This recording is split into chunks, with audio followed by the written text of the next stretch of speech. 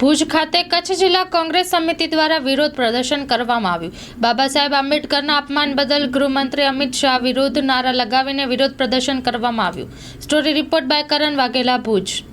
આ બધું જોતા ક્યાંક ને ક્યાંક લાગે છે કે ભાજપ એ પોલીસનો દુરુપયોગ કરી અને કોંગ્રેસની અવાજ દબાવવાની વાત કરે છે, પણ આ એ કોંગ્રેસ પક્ષ છે જે અંગ્રેજો સામે પણ નથી દબાણું અને ગમે તેવી પોલીસ લાવે, લાઠીચાર્જ કરે, ગોળીઓ ચલાવે, પણ અમે જે આ લડાઈ છે એ લડતા રહીશું।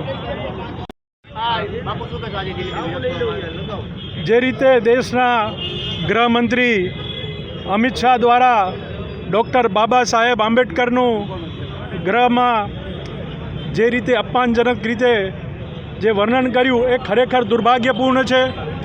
આજે આ ભારતીય જનતા પાર્ટીની અને અમિત શાહની જે ડૉક્ટર બાબા સાહેબ આંબેડકર વિરોધી જે એમનું વલણ છે એ સ્પષ્ટ થાય છે। ભારતીય જનતા પાર્ટી પણ હર હંમેશા બંધારણમાં નથી માનતી એ સ્પષ્ટ થાય છે।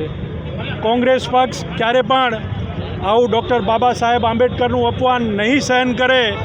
અમે આજે અહીંયા કને ભુજ ખાતે એક વિરોધ પ્રદર્શનનો કાર્યક્રમ કોંગ્રેસના બધા સાથીઓ દ્વારા કરવામાં આવ્યો છે।